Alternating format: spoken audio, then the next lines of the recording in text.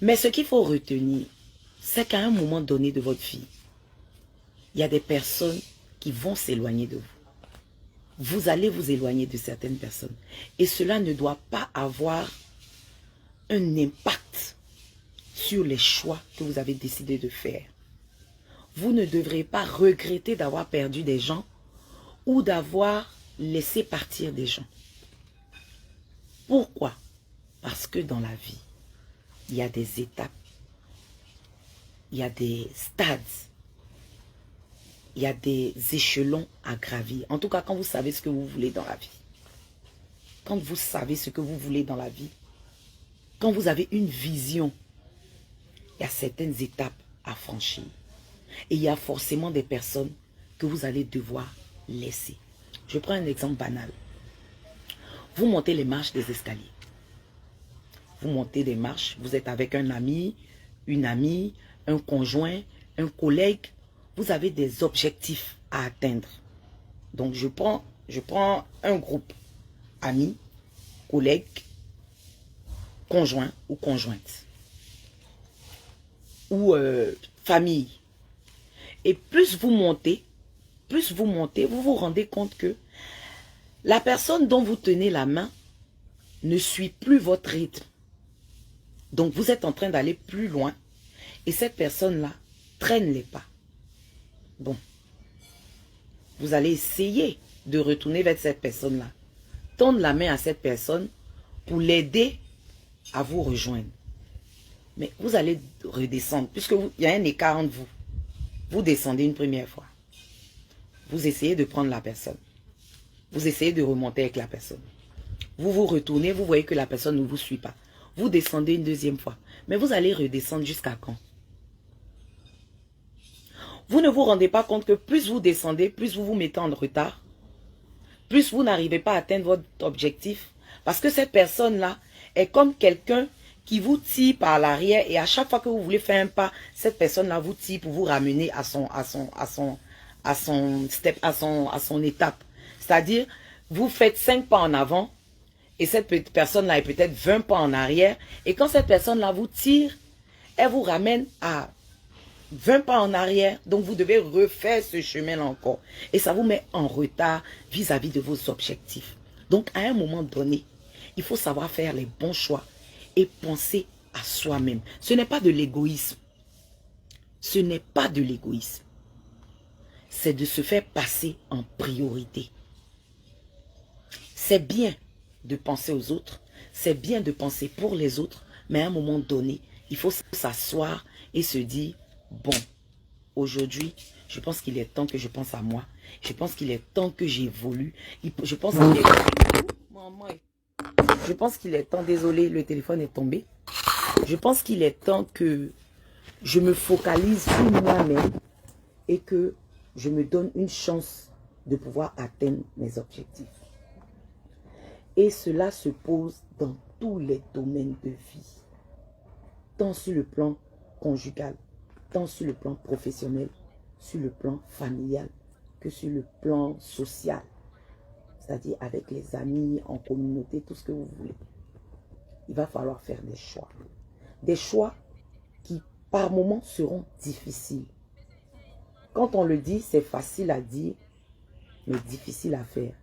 Mais quand on a vraiment l'envie d'avancer, je pense qu'on se donne les moyens de pouvoir réaliser ses projets. Donc, vous pouvez être dans un boulot. Vous voyez que vous n'êtes pas heureux dans ce que vous faites. Vous vous levez le matin, c'est comme une corvée. Vous devez vous lever le matin, c'est la même routine. Vous préparez, aller au boulot. Vous n'êtes pas heureux, vous n'êtes pas heureuse. Vous avez des collègues avec qui vous ne vous entendez pas. Vous avez un problème avec votre patron. Essayez de faire autre chose. Essayez de vous lancer dans ce qui vous plaît. Dans ce qui vous rendra heureuse. Pour certains, vous pouvez même prendre une année sabbatique. Pourquoi pas? Voyager. Passer à autre chose. Quand on parle de voyage, on ne parle pas forcément d'aller en France, d'aller aux États-Unis, d'aller... Même dans les villes du pays, on a de très belles villes touristiques. Même Bassam, tout près ici. Moi, quand ça ne va pas trop, je prends ma voiture, je vais m'asseoir à Bassam. Je mange mon poisson braisé chez Suzy. Je reprends ma voiture, je viens m'asseoir à Abidjan. J'ai changé d'air. Vous comprenez? Vous pouvez aller visiter la famille. Vous pouvez appeler même un cousin qui est instituteur, même à Korogo.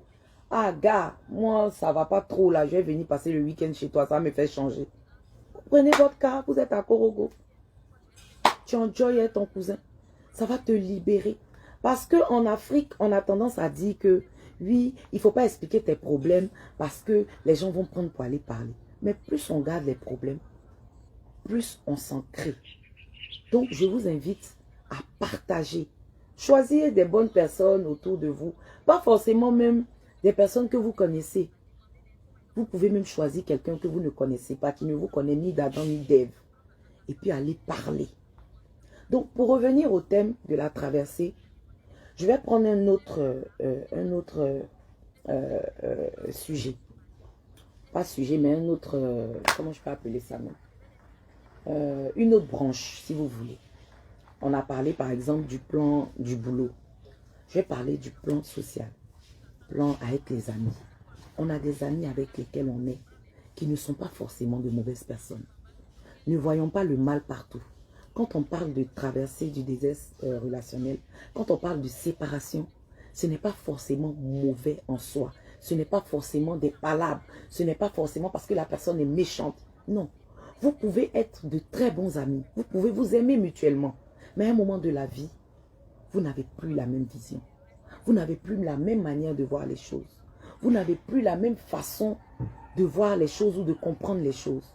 Vous avez votre chemin. Cette personne-là a son chemin. Cela ne veut pas dire que vous n'allez plus vous revoir ou ne plus vous retrouver devant. Non, non, non. Mais à un moment de la vie, peut-être que cet instant-là, ce moment présent-là, vous devez vous éloigner pour mieux vous retrouver. Donc, ne pas voir le mal partout. Ne pas voir le mal partout. Quand vous voyez quelqu'un s'éloigner de vous, ce n'est pas parce que vous lui avez fait du mal. À un moment donné, il y a des personnes qui font ce qu'on appelle la rétrospection. C'est-à-dire, vous devez vous asseoir, souffler. Et pour cela, vous vous isolez. Vous n'avez pas besoin de tout le monde. Vous n'avez pas besoin de vouloir parler à tout le monde. C'est compréhensif. Il y a des personnes qui diront, ah, mon frère, ma soeur ou mon ami, j'ai besoin de souffler un peu. Il y a d'autres qui ne le diront pas et qui prendront du recul sans dire. Ça peut faire mal, ça peut choquer, mais ce n'est pas mauvais en soi. Permettez aux gens de souffler. Donc, quand vous n'avez pas des nouvelles d'un ami, ne pensez pas directement au mal. Dites-vous que peut-être cette personne-là a peut-être envie de souffler. Donc, laissez cette personne-là souffler et laissez-la revenir au moment opportun. C'est important. Une séparation n'est pas forcément mauvaise sur le plan conjugal. Vous pouvez être en couple et puis à un moment de la vie, vous vous rendez compte que ça ne va plus. Il y a plusieurs possibilités. Soit vous décidez de faire un break, c'est-à-dire un temps de répit. Quand je parle de couple, là je suis en train de parler de copains-copines. Je ne parle pas encore de ceux qui vivent dans la même maison. Vous pouvez décider de faire un break. Comme vous pouvez décider de rompre.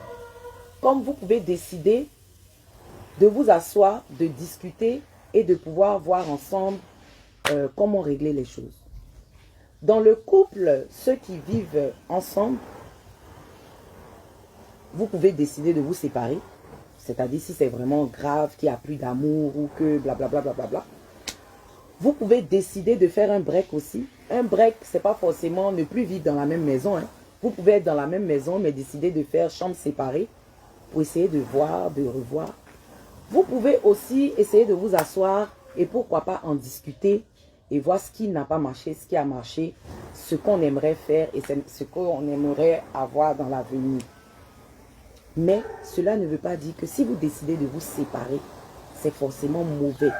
Vous pouvez vous séparer. Il y a des personnes qui se sont séparées, qui ont été en couple, qui se sont séparées et qui se sont remises ensemble des années plus tard. Donc, ce qui veut dire que vous pouvez être amené à vous retrouver. Mais, vous pouvez vous séparer Pas parce que monsieur est mauvais ou que madame est mauvaise, pas forcément. Vous pouvez vous séparer parce qu'aujourd'hui, on se rend compte que même si on a de l'amour l'un pour l'autre, nos chemins ne vont plus ensemble. Pourquoi? Parce qu'on n'a pas la même vision. Vous pouvez avoir un monsieur qui aime les voyages, qui aime sortir, qui est tout le temps dehors, et une femme casanière qui est tout le temps à la maison, qui n'est pas sociable. Et à un moment donné, vous voyez que vous n'avez plus les mêmes centres d'intérêt. Donc, soit vous vous asseyez, vous essayez de converger ensemble, soit vous voyez que ça ne marche pas, va falloir se séparer. On se sépare, pas parce que, je me dis, hein, pas parce que il n'y a plus d'amour. Il peut ne plus avoir d'amour dans une relation, mais on décide de rester ensemble pour voir si ça peut quand même marcher. L'amour peut venir, on ne sait pas. Mais on se sépare parce qu'on a essayé, mais qu'en réalité, ça ne marche pas. Donc pourquoi forcer? Imaginez vous vous séparez aujourd'hui et quelques jours plus tard, vous rencontrez l'amour de votre vie. Et cette personne aussi rencontre l'amour de sa vie. Vous voyez ce que ça fait? Vous étiez dans quelque chose, il n'y avait peut-être pas d'amour ou il n'y avait pas d'alchimie, voilà. C'est le mot que je cherchais. Il n'y avait pas d'alchimie. Du coup, vous vous retrouvez, vous rencontrez quelqu'un que vous aimez à la folie, qui vous aime aussi à la folie, qui vous donne du bonheur. Vous voyez dans quoi vous étiez. Ce sujet-là, vous pouvez l'adapter sur le plan amical, sur le plan professionnel, sur le plan dans le couple. Vous comprenez? Donc, la traversée là, du désert relationnel, à un moment donné, des personnes vont devoir s'éloigner de vous. Vous allez devoir, matrimonial, merci, vous allez devoir vous éloigner de certaines personnes. Je ne suis pas coach. Ne mettez pas Ivy coach, je ne suis pas coach. Je vous partage une expérience de vie que j'ai vécue. Voilà. Donc, du coup, arrêtez, ça me mélange, j'oublie ce que je dois dire. Donc, vous voyez, la séparation, en somme, n'est pas forcément mauvaise. On a aussi des personnes toxiques, tant sur le plan familial, que conjugal, que social. On a des personnes autour de nous qui sont toxiques. Des personnes qui nous veulent pour elles seules. Des personnes qui ne pensent qu'à elles, égocentriques, égoïstes, méchantes, manipulatrices. Des personnes qui sont prêtes à se faire passer pour des personnes vulnérables. Or, cette personne-là, j'ai comme l'impression qu'elle suce votre énergie. Vous pouvez aimer ces personnes-là à la folie, mais vous n'êtes pas heureux. Pourquoi? Parce que cette personne-là ne vous le rend pas. Vous pouvez être avec quelqu'un, c'est-à-dire sans cette personne-là, vous vous dites que vous ne pouvez pas vivre. Mais quand vous vous asseyez, que vous réfléchissez, vous voyez en réalité que cette personne-là ne vous rend pas,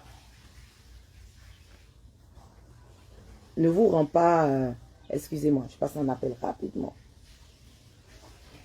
Cette personne-là ne vous rend pas l'ascenseur. Cette personne-là ne vous rend pas l'ascenseur. Qu'est-ce que vous faites? Quand vous-même vous asseyez, vous réfléchissez, vous voyez. C'est de se retirer, tout simplement. Aujourd'hui, là, ce qui est primordial, c'est votre paix, votre stabilité mentale, votre paix, la paix du cœur, la joie, la gaieté. On ne doit plus s'emmerder.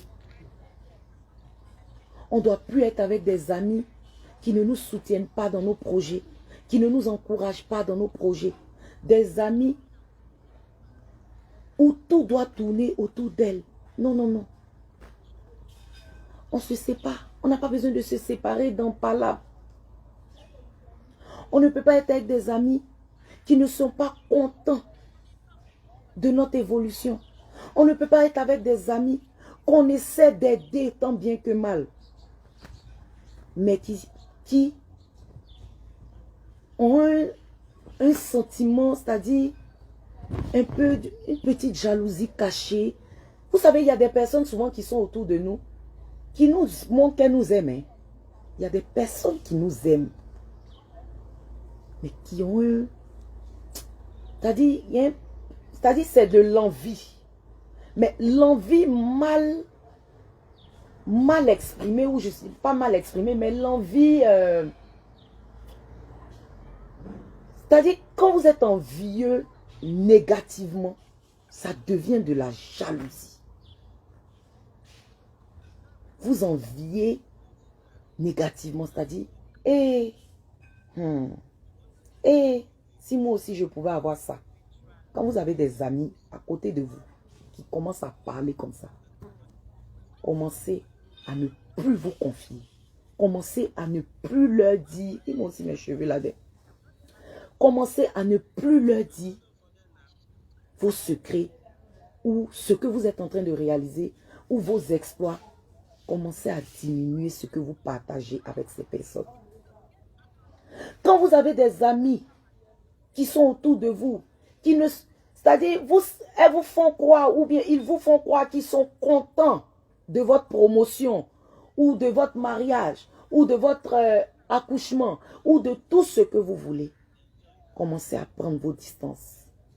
Cette personne-là n'est pas forcément mauvaise, mais cette personne est en train de développer quelque chose qui peut devenir néfaste pour votre amitié. Éloignez-vous. Éloignez-vous. Un ami doit être content de vous, doit être content pour vous, doit être heureux pour vous. Un ami, c'est celui qui vous booste. Un ami, c'est celui qui vous encourage. Un ami, c'est celui qui est fier de parler de vous. C'est pareil pour un conjoint ou une conjointe. La personne avec qui on décide de faire un chemin de vie. Cette personne doit être fière de vous. Quel que soit le métier que vous faites. Quelle que soit la personne que vous êtes.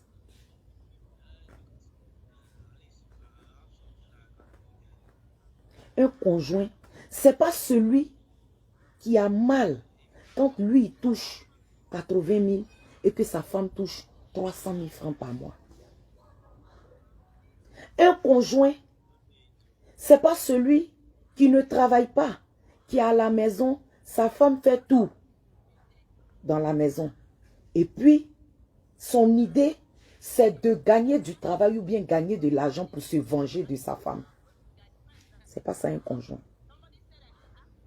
Une conjointe, c'est pas celle qui est à la maison, qui ne travaille pas, et quand son mari s'en va se battre, tout ce qui est dans sa tête, il est allé chercher femme, pendant qu'il ramène le pain quotidien. Donc, elle prie dans son cœur pour que son mari, ses affaires ne marchent pas, pour ne pas qu'il sorte, ou bien pour qu'on lui donne un autre poste au travail, pour ne pas qu'il voyage trop. Ce n'est pas ça une conjointe. Une conjointe, ce n'est pas celle qui gagne peut-être même 300 000, son mari gagne 500 000 et qui lutte. Ça veut dire qu'elle est dans une concurrence avec son mari dans la maison. Comme son mari gagne 500 000, elle aussi, elle doit gagner 500 000. Et puis on va voir. Quand son mari achète 4x4, elle aussi, elle s'en va acheter 4x4. On est dans une concurrence. Non, non, non. Autant sur le plan amical que conjugal. On doit être ensemble, main dans la main. On doit avoir les mêmes défis. S'aider à réaliser nos objectifs. Parce qu'on peut avoir des objectifs communs, mais chacun de nous aussi, tant dans le couple que en tant qu'amis, en tant que collègues, on a des objectifs personnels. Vous pouvez être dans une société, vous avez un objectif, vous avez une collègue qui sait qu'elle n'a pas les capacités que vous avez dans ce travail. Elle vous booste pour que vous puissiez atteindre vos objectifs dans la société. Elle ne devient pas votre rival dans la société. Il ne devient pas votre rival dans la société. Vous êtes collègues, vous avez des objectifs, vous n'avez pas, parfois pas les mêmes diplômes, ou bien même les mêmes diplômes, mais vous n'avez pas les mêmes capacités. Vous devez vous soutenir. Excusez-moi, je vais bloquer quelqu'un.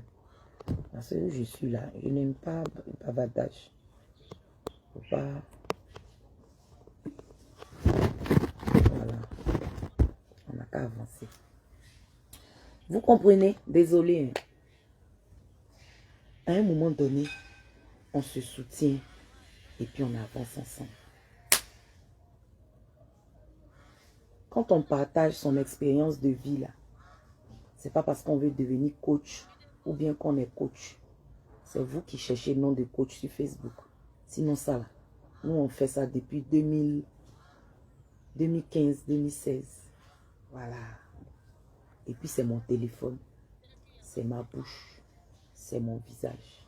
Si je veux, j'allume ma caméra. De naissance de quelqu'un. On est d'accord? Merci. On peut continuer. Donc, la traversée du désert relationnel, vous allez devoir vous séparer. Ça va faire mal. Vous allez vous sentir parfois seul. Désolé, on a été coupé. Ma connexion buguait un peu. Donc, ma connexion buguait un peu, désolé.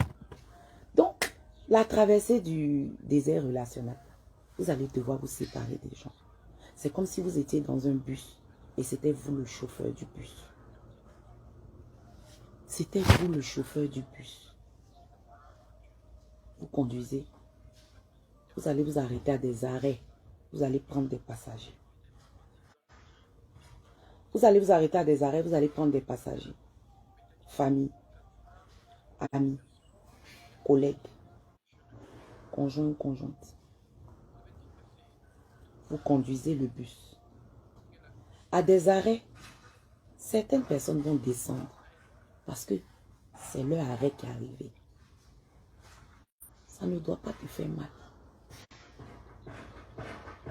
C'est-à-dire, si ce n'est pas la mort, hein, si ce n'est pas la mort, ça ne doit pas te faire mal. Parce que si tu mets dans ta tête que l'arrêt de cette personne est arrivé dans ma vie, je dois relativiser. Vous pensez que les chauffeurs de bus, demandez à Yaka Yaka, est-ce que Yaka Yaka, quand les gens montent dans son bus et puis il les descend, vous pensez qu'il leur pose question? Quand l'arrêt arrive là, en Europe, les bus là, il y a un bouton. On annonce les arrêts dans le bus. Quand ton arrêt arrive là, tu as pu. Quand ça arrive là, on ouvre les portiques. Tu descends. Tu descends. Vous comprenez? Il y a d'autres qui vont monter dans le bus. Tu continues avec eux. Jusqu'à l'arrêt final. C'est à l'arrêt final là. Tu sauras, quand tu vas te retourner là, tu vas voir qu'il y a telle personne, telle personne, telle personne, telle personne qui sont restés à tes côtés.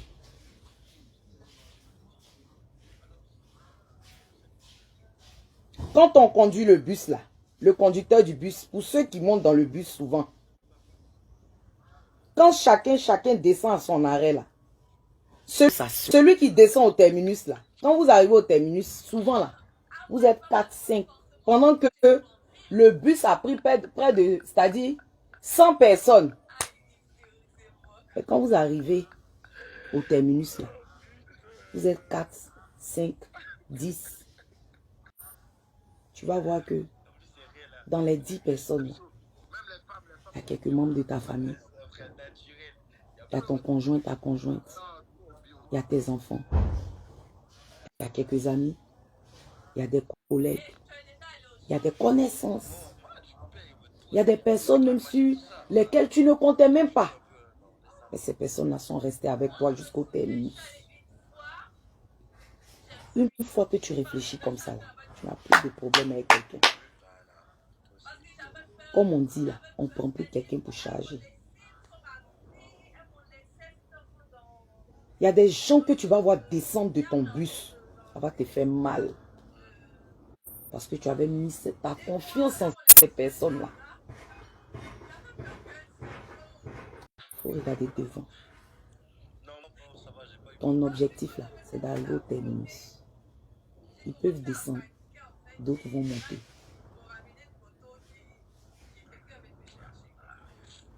Ils peuvent descendre, d'autres vont monter. On ne charge plus quelqu'un. Si ça ne va pas là, on te décharge.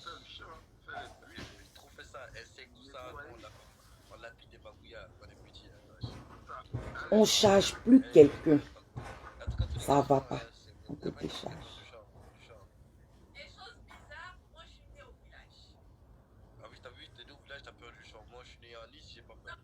Donc, considère que dans ton travail où tu es là, tu es en train de conduire un bus. Considère que dans ta famille où tu es là, tu es en train de conduire un bus.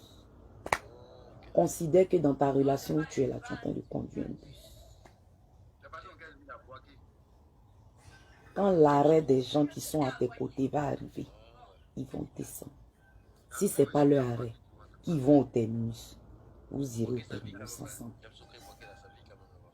Donc arrête de te lamenter parce que tel n'est plus à côté de toi. Parce que lui là n'est plus à côté de toi. Parce que moi on me connaît. Il est fini, il est bloqué. Moi quand je vois que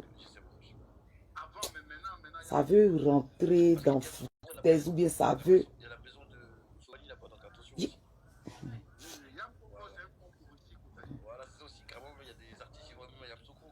S'ils regardent la vidéo là, ils vont savoir. Ils vont se reconnaître. Ils me connaissent. Quand ça veut faire façon là, avant, je pouvais... Qui est là? José? José? José? Oh. José? Il n'y a pas jus, je bois. Il y a fraîcheur, non? Je veux fraîcheur avec la glace, pardon. Il a dit. Moi. Avant. Tu me fais quelque chose. Je veux venir, je veux te demander. Tu me fais quelque chose dans ma famille. Mes amis. Mon chéri. Tu fais et te demander. Je veux te demander ce que je t'ai fait ou bien... C'est capital de la paix.